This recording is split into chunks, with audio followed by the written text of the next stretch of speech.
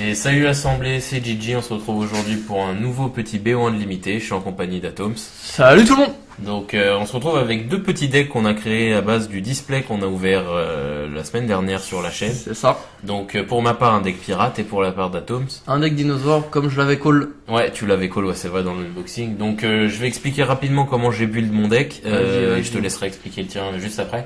Donc pour ma part c'est un pirate Grixis, donc noir, bleu et rouge. Donc un deck que j'ai essayé de mettre d'un point de vue très agressif, hein, je peux pas faire différent forcément avec pirate. J'ai essayé de l'axer aussi autour des équipements avec des lames extractrices. Tiens, bah voilà, comme celle-là, la lame extractrice, le coutelas du pirate, des trucs comme ça pour vraiment, sachant que je savais qu'Atoms allait jouer Dino, C'est ça. pour vraiment gagner sur la vitesse en fait. Tout à fait. Par rapport à toi qui n'a que des réducteurs de mana sur le début. C'est ça. Et donc voilà, avec des petits anti-bêtes et un ou deux contre, et puis voilà, c'est comme Donc ça. pour ma part, j'ai fait un deck dinosaure Naya, hein, donc vert, rouge, blanc. Ouais. Comme vous voyez sur mon terrain. Et ouais, moi pour le coup, j'essaie de faire plutôt des paliers de sorts. Donc Ouais. quelques sorts T1, des T3 parce qu'il y a très peu de T2. Il Ouais. doit avoir 2 T2 au mieux. Ça doit être T2 rouges là, non? Elle est une rare Ouais, voilà. qu'on a eu dans l'unboxing. Ok. Et après des 3-4 jusqu'à la mythique. Ouais, Gizout. Ouais, ok. Et après voilà, donc essayer de tempo, avoir quelques accélérateurs de mana, Ouais, bien sûr. Ouais. de la pioche hein, avec le très peu qu'on a, comme Ouais, la communion, avec les dinosaures, c'est qui pas fait mal, beaucoup donc. penser à la communion avec la nature. Ouais, clairement, bah c'est ça. Ah, voilà, hein, tout est dit. C'est ça. Et voilà, donc après moi aussi un deck mid-range un peu, si je puis dire. Ouais, mid-range cramp, ouais. Ok, moi je joue ma pierre des ruines, donc une très bonne carte, hein, un genre de bob du limité. C'est ça. Donc une belle 3-2 quand même, l'air de rien. Si je l'équipe de lame excavatrice, ça va commencer quand même à tarter. En plus, ce qui est bien avec le saccage, c'est que tu peux attaquer et après la jouer après. Ouais, c'est ça, ouais, c'est Et ça. du coup, c'est intéressant, ça peut un peu jouer la surprise. C'est ça.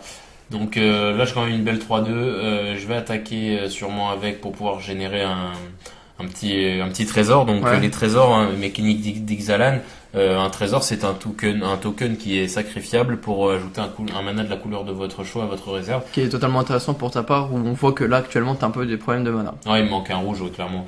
Et du coup, du coup, je me sers du trésor pour pouvoir jouer Capitaine de la flotte. Lui, c'est clairement, alors j'ai eu de la chance je l'ai chopé en pas mal de fois. C'est vraiment l'une de mes meilleures cartes, hein, je peux le dire. C'est une carte qui en fait est à la fois très explosive et à la fois en fait qui a un effet tout à fait exponentiel. C'est ça. C'est-à-dire que Complètement. plus je suis bien dans la game, bah avec cette carte, plus je le serai encore mieux, tu vois. D'autant Donc, plus que si t'arrives à les multiplier sur le terrain, quoi. Donc, Ouais, plus voilà, t'en as c'est sur ça. le terrain, plus elles vont être fortes, plus elles-mêmes elles vont être fortes entre elles. c'est ça, donc elle gagne plus 1 jusqu'à la fin du tour pour chaque autre pirate. Par contre, C'est ça. elle se booste pas, elle devient pas 3-3 toute seule. par Pirate exemple. attaquante. Voilà, c'est ça. Elle vient pas 3-3 toute seule en attaquant, il faut qu'il y ait quelqu'un d'autre avec elle qui attaque. Donc rite de croissance d'Iflimok pour ta part. Donc, une des cartes flippables hein, de l'extension qui est donc principalement du ramp. Donc là, vous le voyez pas, mais en fait, quand je la retourne, Hmm. je peux générer une forêt pour chaque créature que je contrôle. Ouais, c'est ça. Ouais. Donc si je à la fin du tour que j'en ai 4, bah potentiellement au tour d'après je peux avoir 3 ou 4 mana verts supplémentaires. Ouais, tu pourrais expliquer vite fait aussi les mécaniques de la rage dans le deck Alors, dinosaure, parce que tu l'as pas expliqué. Ouais, alors la rage c'est un truc que j'essaie de jouer avec parce que c'est quand même assez intéressant. Donc la rage c'est ça va proc quand la créature subira des blessures. Ouais, Donc j'ai mis une ou deux créatures qui infligent des blessures, j'ai à mes créatures. ouais, bien sûr. Il y a des sorts un peu typiques dinosaures parce qu'il y a un dinosaure dessus, mais du coup en fait le but de la carte c'est d'infliger une blessure à une créature Ouais, donc qu'on du coup, contrôle, c'est- donc ça pour activer la rage. Hmm. Et voilà, et après j'ai d'autres sorts aussi qui permettent d'infliger des blessures aux créatures attaquantes ou bloqueuses, Hmm. qu'elles soient adverses ou les miennes. Donc Ouais, bien je sûr. peux t'attaquer et après leur faire activer la rage sur elle-même sans la tuer bien sûr. Et je touche enfin ma source de rouge, donc là c'était un petit quand même une petite bouffée d'oxygène, parce que j'ai une bolt en main en fait, un bolt-like qui n'attendait que d'être joué, que je vais jouer sur le champ sur ton accélérateur histoire de ralentir un peu Complètement. tes sorties. Oui, aussi petite précision, donc j'ai un espèce de token griffon dans la main. C'est juste pour imager voilà cette carte là, la carte au trésor, parce que j'avais pas la carte qu'on met généralement à la place pour les cartes C'est ça. double face. Donc carte au trésor, très bonne carte hein, dans mon deck qui va me permettre de contrôler un peu ma pioche Ça, et pour qu'en plus de ça, elle coûte pas cher à jouer. c'est ça, et puis elle va me permettre de maintenir mon agressivité, en plus de poser des trésors qui va me permettre de jouer plus de sorts, et quand elle se flip, elle permet du coup de piocher en sacrifiant un trésor. Donc j'ai tué un de ces Les accélérateurs, accélérateurs, j'en joue un bon. autre après. Bon après quand même ça m'embête hein. Je préfère avoir Clairement. le -2 qu'un -1. bien sûr. Mais là pour coup ça va permettre, ça va ça m'a permis de jouer deux créatures parce que comme je joue une créature voilà. à 3 après, comme elle est réduite avant. Ouais, elle coûte plus que 2. Disons que j'ai joué dans le bon ordre. Ouais, t'as joué dans le bon ordre. Et tu joues Multitude de Raptor, qui est vraiment une excellente carte, qui va t'aider un peu, parce que toi aussi, t'as un problème de mana, là. Complètement. T'as que 3 mana depuis au moins 2 tours. Malgré le fait d'avoir les réducteurs, c'est quand même pas suffisant. Ouais, parce que surjoue que comme tu joues dinosaure, tu joues vraiment des grosses cartes. C'est ça. Là, pour le coup, si t'avais les 2 réducteurs, tu te serais vraiment mis bien. Mais j'avais bien saisi la menace, c'est pour ça que j'ai. Pour le coup, quand on connaît que la carte maîtresse du deck, elle coûte 8 à jouer. C'est ça. Et je joue Koutla du pirate, c'est vraiment une bonne carte. Donc Koutla du pirate, elle s'auto-attache à un pirate quand elle est sur le champ de bataille. Donc elle fait gagner plus de +1. Donc par exemple avec le capitaine, ça commence vraiment à faire mal parce que là je vais attaquer, mettons avec le capitaine et le saccage. Ça va quand même faire +1 parce qu'il y a un autre pirate qui attaque et +2 pour le Koutla du pirate. Ça commence Après, à avancer. le Koutla il coûte 3 quand même. On peut penser que c'est un coup assez lent pour ton deck, non? 3 c'est lent. 3 ça serait lent en fait si ça s'attachait pas. C'est vrai. Mais comme pour 3 pas, c'est comme si je donnais un enchantement en fait, tu vois. C'est pas faux.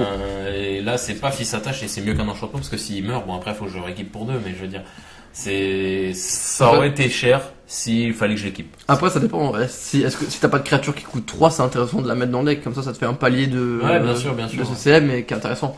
J'ai quelques créatures à 3, mais c'est vrai que c'est pas non plus le gros. Du coup, là, j'ai bloqué avec ma multitude pour aller chercher un peu de land, parce que je suis complètement en manades. Clairement. Là aussi, t'as Scaramazax, c'est vraiment une bonne carte, je trouve, parce qu'elle a de bonnes stats en fait. Genre pour 3, c'est une 3-2, elle a la rage qui te fait gagner des lives. C'est sympathique. Je trouve que c'est une bonne carte en termes de stats. Enfin, genre juste, elle est bien, tu vois. Genre, elle est parfaite dans ton deck, je trouve.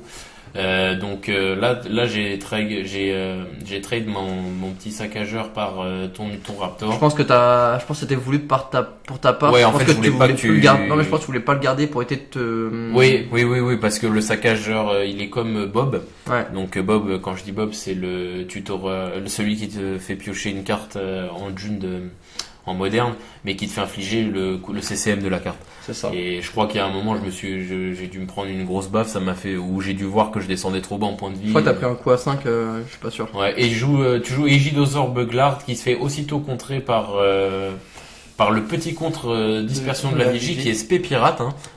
C'est une fuite de mana en mieux si tu contrôles un pirate. C'est ça. Donc, sinon ça vaut pas trop le coup de la jouer. Non, clairement ça a aucun sens. Ça coûte aussi cher qu'une révocation. Donc, ouais, c'est ça. C'est tellement vu à l'avance un coup. C'est ça, c'est exactement ça. Du coup là j'ai pu contrer ton dinosaure, ça m'offre un peu d'oxygène. Et moi ça m'a aussi pas mal parce que c'était un très bon body, la rage qui booste par marqueur toutes mes créatures. Ouais, bien sûr. Très très intéressant. Ça marche. Et donc je joue Entasseuse de la flotte implacable. Donc oui, rapidement là parce que là on est parti dans le cast et tout, mais ces petites vidéos là c'est vraiment de limiter, c'est non pas un truc optimisé limité, c'est plus pour montrer aux gens ce qu'on peut faire avec des cartes, surtout au casu gamer, s'ils veulent s'ils veulent se faire plaisir en jouant Exalan entre potes, voilà un peu ce que tu peux faire. Je joue une brute entêtée qui est une excellente carte 3-3 pour 3, elle peut pas bloquer mais elle a quand même la menace tant que je contrôle un pirate, c'est important. C'est ça. Le deck pirate mise beaucoup sur sa tribalité, il faut qu'il y ait d'autres pirates en jeu pour que ça commence à tourner. Après, je voulais rebondir sur ce que tu disais avant, le deck Dino, ils ont sorti des decks de chaque tribalité en Exalan en préco et un deck dinosaure basé sur la Planeswalker liée au dinosaure de l'extension. Donc qui est plutôt assez intéressant quand je l'ai regardé. Et chasseur à crête solaire, une des cartes avec très cher, c'est vrai, elle coûte 6. Ouais. Mais après c'est un peu le type du deck, mais elle a une rage qui permet de tempo. Sachant que là, ma créature niveau attaque et endurance, elle est supérieure aux tiennes. Ouais. Ce qui me permet du coup de détruire de tes créatures et en même temps de t'infliger 3 blessures. Et du coup, c'est complètement pas worth pour toi de m'attaquer pour l'instant. Je pense que si elle coûtait un moins, elle était unco. Elle est vraiment pas mal cette carte. Voire peut-être rare même. Ouais, elle est vraiment forte. Moi, en réponse à ton gros bestiau, j'en joue un autre. Donc saccageur Morneuil, lui, c'est vraiment une très bonne carte parce que dans une mécanique avec les trésors, il va grossir énormément et je peux les faire spawn. Et en plus de ça, au début du cast, tu disais que t'avais mis pas mal d'artefacts dans le deck. Ouais, j'ai des équipements. En fait, voilà, les équipements, ils vont à la fois la booster d'elle-même et en plus apporter les boosts de l'équipement. Rien que là, en fait, c'est déjà une 6-6. Si je lui équipe le Koutla, ça devient direct une 8-7. Enfin, tu vois, ça n'a pas de sens. Ça va hyper vite. Ça va aller hyper vite, et puis elle peut, en plus de ça, continuer de gonfler avec son trigger auto-include. Que tu peux lâcher en fin de tour adverse si t'as des manas qui sont dans le vent. Et tu joues un deuxième chasseur à crête soleil. Donc là, crête solaire. Là, je m'assure une défense. Ouais. Vraiment pour te dissuader de m'attaquer, et moi le temps d'essayer de piocher quelque chose, parce que parce que dans le sens tu peux ni m'attaquer mais je peux pas t'attaquer non plus. Ouais, parce que je suis à 9 PDV, donc parce que même là si tu en prends qu'une, même si tu laisses passer une créature et que tu en bloques l'autre, moi au tour d'après je meurs sur ta créature Morneuil. C'est ça, donc là je lui équipe le Koutla, je lui décide de créer un token trésor pour me générer un peu de mana, et en plus elle gonfle. Là je suis semi bien, dans le sens où est-ce que on est dans un espèce de statu quo, c'est-à-dire que j'ai très peu de pirates, sur cette game. J'ai jamais été très souvent avec 3-4 pirates, j'ai toujours été avec 1 à 2. Même moi j'ai pas réussi à dépasser le 4 pour activer le rite d'Itlimok, clairement. Là tu quand même, c'est pas une situation qui va en ma faveur, parce que tu poses des manas, et du coup tu vas pouvoir jouer des grosses cartes. Alors là, Invocation de l'Oiseau Soleil, c'est vraiment une très bonne carte. Bon, encore une fois, c'est du late game. Grave, oui. Mais là, pour moi, comme le late game, il va me permettre de jouer des grosses créatures. Mon Invocation de l'Oiseau Soleil est complètement rentabilisé. Ouais, clairement. Non, ça c'est une situation qui te favorise. C'est ça. Pour moi, si on arrive à ce niveau-là, c'est beaucoup. J'augmente mes chances de gagner contre ton deck. Grave. Et là, c'est vraiment intéressant l'invocation de l'Oiseau Soleil. C'est vraiment un bon enchantement. Clairement. Et moi, comme un chef, je draw des landes. Donc, après, je pense que peut-être la petite erreur que tu fais, c'est que tu utilises pas tant que ça en fait ta carte au trésor. Grave, c'est ce que je me suis dit aussi. J'étais en train de me dire que là, tu l'utilises pas beaucoup. Là, en fait, le tour d'avant, j'aurais pas dû faire spawn un trésor, j'aurais dû cramer continuer à faire monter pour le transformer, parce que après, quand en fait, il faut savoir, la carte au trésor, quand tu la transformes, ça devient un terrain. Et ce terrain, il permet de sacrifier des trésors pour piocher une carte, et du coup, toi, augmenter ta pioche. Je joue quartier maître Morneuil, donc quelle qu'on a sur le champ de bataille, je peux chercher une carte d'équipement ou de véhicule, la révéler, la mettre dans ma main. Donc là, clairement, en fait, ce que je cherche c'est soit un Koutla, soit une lame excavatrice. Une carte pas chère à poser pour booster le Morneuil. Exactement, parce que en plus de ça va booster parce que c'est un Arthos, et en plus de, comme je vous le répète, son effet propre. C'est ça. Donc là, le Koutla, je le récupère. Ça résout pas le problème en fait, parce que actuellement je reste pas ouf dans la game. Bon, là mon saccageur Morneuil, ça devient une 1000, je sais pas exactement. Je crois que tu dois être une 11-10, quelque chose comme ça, mais c'est ça reste... Il y a 1, 2, 3, 4, 5 Arthos, donc c'est déjà une 8-8 de base, plus 4 plus 2, ça fait une 12-10. Donc tu peux toujours pas attaquer, parce que je peux quand même te la bloquer, de la détruire. C'est ça. Par contre, voilà, c'était ça mon plan en fait, c'était de pouvoir tuer tes deux bestiaux sans mourir. C'est ça. C'est pour ça que ça devait être ça mon plan de jeu.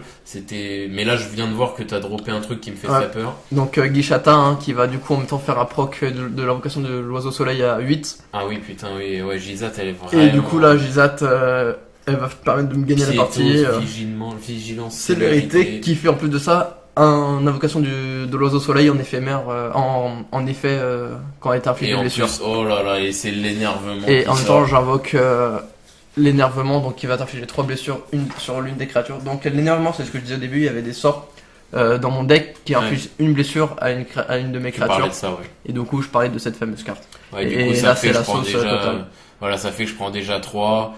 En fait, j'ai perdu dans le sens où est-ce que là, soit je bloque pas, et je meurs parce que il y a trop, soit je bloque les raptors, mais je meurs parce que il y a la rage qui s'active, et il y a la glissata quand même, c'est une 7 de piétinement. Voilà, c'est une 7 piétose, donc c'est totalement la loose pour moi. Voilà, c'était quand même assez serré comme game. C'est ça. Moi j'ai le temps en fait j'ai eu la chance qu'en fin de partie je commence à toucher des terrains. C'est ce qui m'a mis vraiment bien du coup pour la suite. T'as eu une bonne sortie de choses, c'est-à-dire que t'as eu les terrains, et dès que t'as eu assez de terrains, t'as réussi à avoir, tu vas top deck je crois à Gizat. Ouais, c'est ça. Et du coup, c'était vraiment parfait là. Totalement. C'est bien suivi quoi. T'as pu rompre ce statu quo qui s'était installé dans la game. Totalement. Mais c'était une game vachement intéressante du coup, parce qu'elle était vachement serrée. Donc voilà, on rappelle ces petites games de limité, voilà, comme en fait on n'investit pas dans le limité, on n'essaye pas de se faire des decks hyper, c'est la display quoi. On fait juste des decks à partir de la display. Ces petites vidéos de limité, ouais, comme je disais, elles ont vraiment pour but, voilà, c'est de vous donner des idées à vous, casu gamer, quand vous voulez vous acheter une petite display ou deux entre amis et que vous sortez des cartes. de faire un petit deck et de se faire plaisir entre vous, quoi. Donc voilà, ça se finit comme ça, un petit 1-0 pour le deck Dinosaur. Totalement. La prochaine game de limité ce sera pas le même match-up. C'est-à-dire qu'on a construit d'autres decks pour ça. Et on vous laisse la surprise pour mercredi prochain, puisque du coup les vidéos limitées sortiront le mercredi. C'est ça. Donc d'ailleurs on espère que la double dose vous plaît, hein. Pour l'instant ça a l'air d'être plutôt le cas. Donc on espère surtout que on va réussir à tenir le rythme et être dans les temps. Complètement. Non, ça devrait y aller. Hein. Ça devrait aller, il n'y a pas de raison. Donc voilà, j'espère que la vidéo vous a plu. T'as quelque chose d'autre à dire Comme toujours, hein. Donc lâchez le pouce bleu, un commentaire si vous avez quoi que ce soit à dire, vous abonnez à la chaîne et à la page Facebook et partagez nos contenus à tout fan de Magic. C'est ça, on se dit à vendredi l'assemblée. Salut tout le monde. Salut tout le monde.